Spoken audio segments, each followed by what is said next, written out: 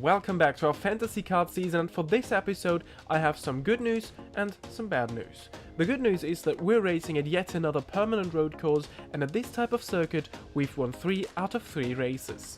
The bad news is that this is already the penultimate time this season that we're racing at one of those circuits, and outside of them we haven't even scored a point so far. However, this is an issue for future me as we're preparing for the Grand Prix of New York, and no, don't worry, we're not racing on a makeshift circuit around Manhattan or even worse, some industrial harbor with Manhattan as a backdrop. No, we're actually in upstate New York at the iconic Watkins Glen circuit. Around this track, it was championship leader Dixon who set the fastest lap in qualifying, and that means we need to move up the order quickly as we are going into this race from P9.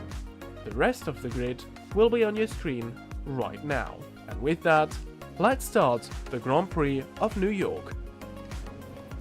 So here we are, Watkins Glen, one of the great racetracks of the United States of America. What a shame IndyCar is not racing here anymore. I understand Formula 1, because for Formula 1 standards, you would kind of ruin this track to bring it up to Formula 1 standards, but it's still such a great one. Last time IndyCar raced here was in 2017, but this is fantasy cards, so we can just decide where we want to race. And we want to race here still, on this very old school track. But it's quite similar in some aspects to Spa-Francorchamps, one of which is this uphill, very fast left-right combination, right-left combination in this case, which is a bit similar to the famous Rouge and Radillon. Then there is a long straight, best overtaking opportunity on the track into a chicane. Well, and then I'm struggling to come up with similarities apart from, well, they're both great tracks, both old school tracks, and last but not least, the color of the curbs. It's the same in Spa and Watkins Glen. Well, and with that, let's focus on driving, as we are on the boot right now.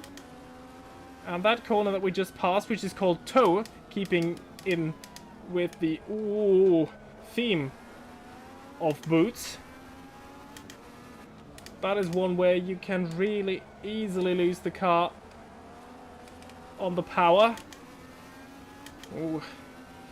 I'm fighting with a bit of understeer yet again. I realized this in preparing for the race already, but I found it manageable. But right now it's not too great. I think that might also be down to the car being very heavy with all the fuel on board. But we'll burn that rather quickly. Let's hope not too quick, because maybe we can score another good result here, thanks to good strategy and to managing it with a one-stop. The fuel calculation says the one-stop should easily be doable on this track, even without any caution, stuff like that. Let's see if the AI thinks so as well. Last time they didn't manage to do it in Road America. I think only Christian Lundgaard was able to pull off a one-stop, apart from us. Ooh, careful there. Well, lap 7 already, and I have to tell you, it's kind of a difficult race so far. And I will be able to show you why. Now we're very close to Daniel Ricciardo. Now watch what happens over the rest of this lap. So, up until this part here, I can go quite a bit quicker than those guys ahead. But from here, I lose because I struggle a lot in this corner here, where I'm permanently battling understeer. And this one's even worse. Look, look, look. They can be on the throttle so much earlier. And I don't know why.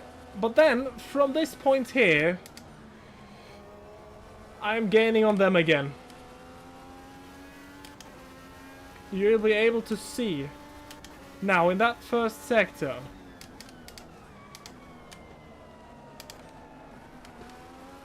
Well, okay, that was not the best example. Oh, damn, I locked the front right a bit too hard there. Should still be fine. But, yeah. Now what I wanted to show you is actually not quite working, which is a bit embarrassing. But still, you will still be able to see it. Look at this. Look at it. I'm so much quicker around here. But this here... Oh, maybe this time there is actually an opportunity! Oh, Daniel Ricciardo! Jesus Christ! Mate! There's no reason to be mad with me. And to pull off moves like that. I am not Christian Horner, my friend. Or Cyril Abiteboul or Zach Brown or whoever you want to be mad with.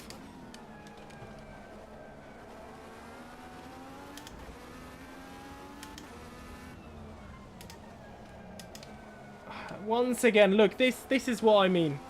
The massive understeer I get in this corner. I was braking as late as Ricciardo, but there is no chance that I get the corner done at these speeds. Whoa! There was contact with the wall. Lucky the suspension didn't take any damage. But there is some very light damage to the front wing. Should not be dramatic though.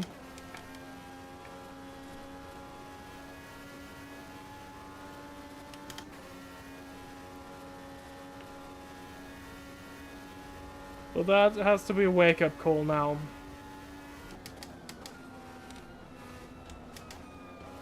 He says, completely taking these curves extremely aggressively. And now look! Look at this! Okay, we're not as close as we were last time, where Ricciardo almost sent us into the shadow realms, but... Oh, someone had a moment. Can we benefit?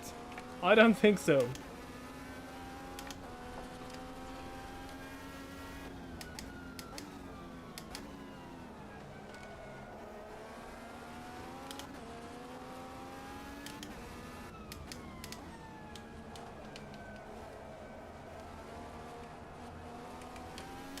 What am I doing wrong here? Please tell me in the comments. Maybe I'm also taking an absolutely horrendous line and you guys are sitting there watching the video trying to avert your eyes. But it's like a car crash and you simply can't look away because the driving's so appalling. It's hard to look away. And then look, it's like 10 car lengths. 10 car lengths, I think. What Ricciardo gains in these two corners alone. And then we have to get it all back on this part of the track, which we are actually able to do. Look at this. Look at this. Just having a tighter line through the chicane gains you so much, and then just not chickening off the throttle through the outer loop. And we're back at him. And now, this is the turning point once again. We're still close, but then, as soon as he gets on the throttle here, well, also need to be careful. He's starting to pull away.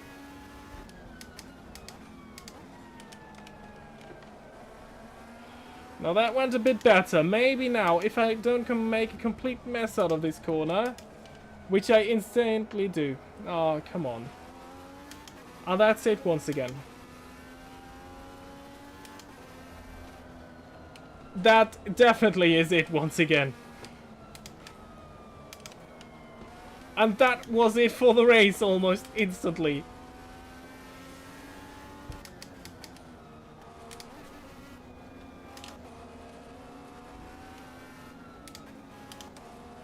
Oh, hello. Hello, come on. Come on. Come on! Don't you dare, Daniel! Squeezing him, squeezing him. This is looking very good. Come on! Come on, come on, come on, come on, come on! Yes! Whoa! And then almost lose the car at the exit. Wow, wow, wow, wow, wow.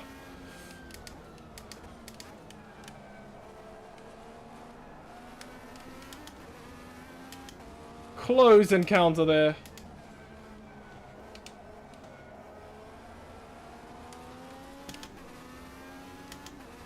Let me stay ahead.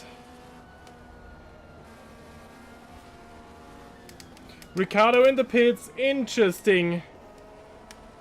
I guess, unless he's trying some sort of weird undercut, that has to be a two-stop once again for Ricardo, with a quick splash and dash towards the end. He didn't reach the halfway point of this race. We still have 16.6 liters in the tank. We are using up around 5 liters a lap.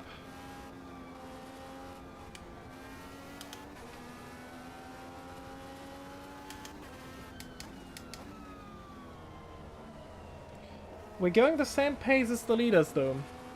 Dixon is not pulling away. 5.3 seconds. This is the gap that it has been throughout this race. So that's a glimmer of hope actually. Okay, Dixon in from the race lead. We can do one more lap. Maybe it could be very close. We could get 2 done. But even if we finish that one, we should be fine on fuel. So, I think for us, it will work with the 1-stop. But this time, it will work for most of the field. Not too sure about Ricardo. Dixon could be close for him, but should be possible. So, this is going to be very interesting. How quick can we be on our in-lap?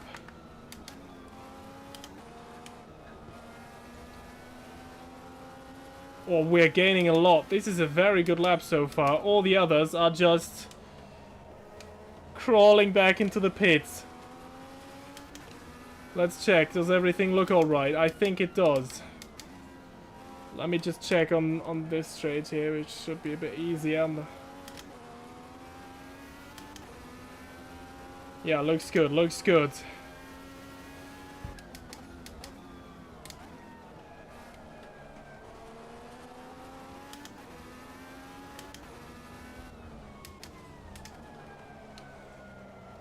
Looks terrible as always, this corner.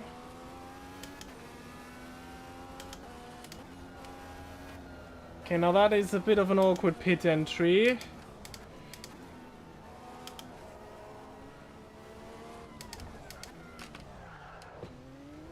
Okay, there is the pit line. A bit too early, I went off the power there. Where is our pit box? I think it's there. Wow. Right in the middle of everyone else's pit box. Tires are going on. Fuel's going in. Out we go. Oh, wow. Lots of traffic in the pits here. Everyone's in. Apart from Dixon, who will surely retake the race lead. Careful, the tires are a bit cold now. As we leave... Oh, there. You can massively feel that they're cold. Colder. But still, this isn't opportunity against Rossi. Come on! Come on! We're still 9th. We didn't even lose a spot. How late do we dare to brake? Pretty late. Do we get the corner done? Barely. We hang on to that corner. But we got it on, and now I think the tires are up to temperature. Good pit stop by our pit crew. We gained quite significantly on Rossi there, which enabled us to pull off that move. And now, things should go a lot better than they did ahead of the pit stop. But I still need to find the confidence in these tires, as there goes Rossi again. He's having a look down our inside. towards heel. And now our favorite corner, which I don't know the name of. Round the outside. Yeah, he's done it. He's done it. Crap. But this is the part where we're quicker. Oh, we're losing lots of time to the guys ahead. Good exit of the final corner. We don't even need to push to pass this time. But I think Rossi's on the button. Come on. Oh, that was not a clean move. Come on, yeah. I'm afraid we have to let him by.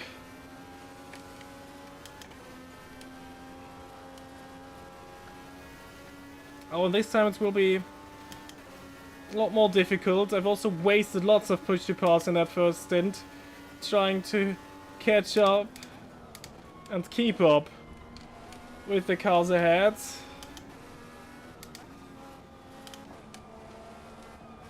Is there a way past Rossi? Yes, there is. This corner. We're just so much quicker there. Now round the outside, just as we did it with Daniel Ricciardo a few laps ago. Wow, okay, the grip is there. The confidence is building. 8 seconds. 7.3 seconds, sorry. To our goal to continue the perfect streak on regular road courses. Let's settle this battle here. Come on. 6.5 seconds. I'm gaining on the race leaders. I think I probably have set the fastest lap of the race in the meantime. Oh, yeah, not like that. But at 1:32.440, I think this was the fastest lap so far. Did it a few laps ago. Wasn't able to repeat it. But still, we're gaining. We're gaining in total. You know the tale, the Greek tale of Sisyphus? You know the guy that is trying to roll that boulder up a mountain, and all the time the boulder's falling down the hill again, or rolling down the hill, and he has to start again. This race kind of feels like this. I'm gaining so much over the first 2 sectors, let's say. Oh, to only, okay, this now was on my own, but to all lose it in these 2 corners. And then we have to do it all again. And we never get it done. We're never close enough to pull off a move. You know, the Americans, they have these crazy names for races. Like, you know, the Music City Grand Prix in Tennessee, for example, in Nashville, Tennessee. Or the Walmart Super Sprint Big Hammer 3000. Well, this should be called the Sisyphus at the Glen. Probably something like Go Bowling Salen's Sisyphus at the Glen. To make it a bit more American. Okay, complaining against American naming conventions for motor races has brought us close to Rosenqvist again. He had a bit of a moment through this corner here last time around. Come on, let's just use push to pass and try to find a very unusual way around that Hyundai. But once again, it's Rosenqvist who stops our chase to the front of the grid. One day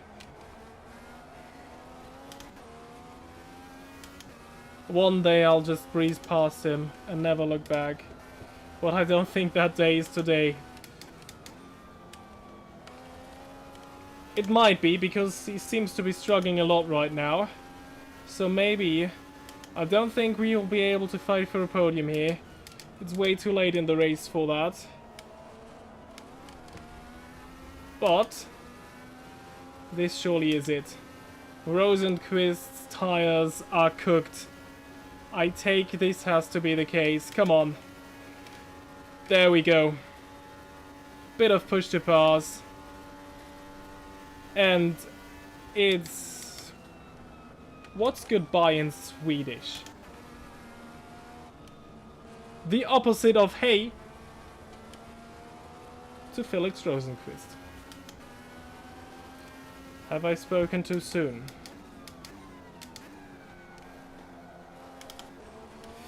Maybe he had the same issue that I had. With one tire overheating. And then, wow. Jesus Christ, Felix Rosenqvist! Why would you try it around the outside of that corner? We have a bent suspension now. We have damage to a front wing. Ah! Felix Rosenqvist. Now, I will have shown you a replay of that incident with Rosenqvist. Yeah, I'm having a lot of drag now on the straight here. This is going to be difficult. Now, thinking back onto the accident, you have probably seen a replay with a much better perspective to give your opinion in the comments below, which you're always very invited to do. Yeah, I feel like this is probably mostly on me. Not actually by, yeah, making a mistake there, but by trying to hold on to the position, even though I knew that my car was understeering like crazy into that corner. Of course, Rosenqvist has every right to try it, and he is even ahead probably at the apex, even though he's on the outside. He was ahead there. And I tried to hang on, which didn't work because once again I understeered into him, pushed him into the wall, from which he bounced back into me. This may of course all be completely wrong because I've seen it only once in the heat of the moment. But yeah, share your opinion with me in the comments, as I will have pretty exciting last 3 laps. I think it is possible to hold on to 7th, but this corner here, this straight, the braking zone into the chicane is very crucial. Rossi's there. Actually, that's Grosjean. But once again, I hold on. I'm just glad Rosenqvist is still running ahead of me because, as I said, I think this one is more on me. Or maybe even 100% on me. So he's able to finish this race in 6th. I don't think he would have been able to move up any further, but now this is a big issue. Terrible exit, out of tow, into heel we go. Oof. Locking the front right, and now the tire situation. Oh, damn. This is going to be one difficult finish to this race. I think we should be fine with Pagenaud. There's quite a big gap to him. There will be points in this race, definitely. Unless, of course, I bin it into the wall completely. But let's just hope I don't do that. 2 laps to go. We should be fine with Pagenaud, I'm pretty sure. And this is not too bad of a situation now with Grosjean ahead of us. Maybe I can get a bit of slipstream on the straight to help me defend against his teammate. Let's just use push to pass, because what's the use of it now? Wow, look at this. Whoa. Come on. Not there. Not into my favorite corner on this track. That chicane I will brake so late for. The AI always chicken out of there. And this is good. This is good. This was a brilliant run through these 2 corners. And now I was even gaining on Grosjean. Let's try to get a moderately okay-ish exit, which we did. And then...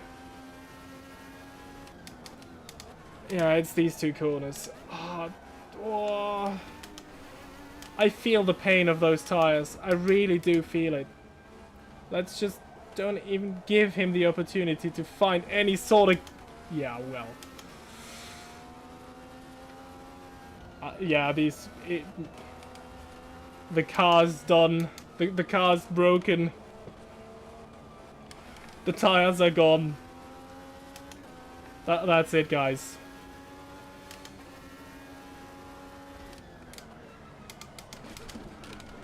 I am so sorry.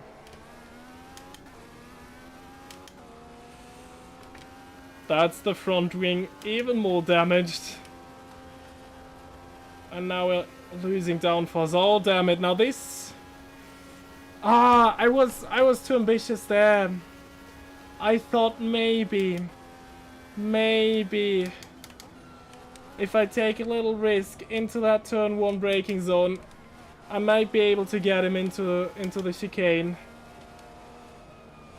And now I might even struggle keeping Pagenaud behind.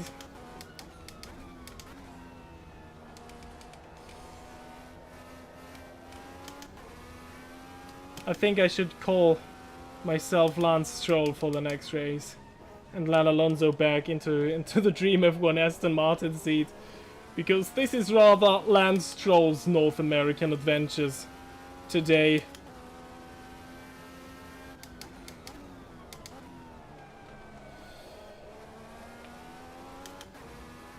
Look at the front right. Now, that would be fitting if it now just pops and straight into that barrier I go out of this race. But no, at least that didn't happen. At least one thing we're safe from. Come on, final corner, Pagenaud. Still behind.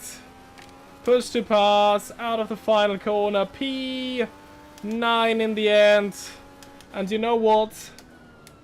After all that's happened here today, I think we have to be happy with that. I think we have to be happy with this one. Because that just didn't work out today. So our perfect streak on permanent road courses comes to an end here. And that means for the championship, I haven't seen the standings yet, we will take a look at this in a moment. But this here means to fight for the championship I have to do well in the next 2 races, which are both on ovals. And with that terrible disappointment, let's look at the full results and championship standings. Well, and Scott Dixon managed to win this race ahead of Marcus Ericsson and Colton Herta, first podium for Team Chevrolet. Scott McLaughlin, our teammate and also one of the big championship rivals for us, finished 4th. Well, and we're all the way down in 9th. But we already knew that. Now this here is the interesting part. Scott Dixon has increased his championship lead and he's now 20 points ahead of Scott McLaughlin in 2nd, which is an entire race win worth of points advantage. Marcus Ericsson and Romain Grosjean also overtook us as we dropped down to 5th in the championship.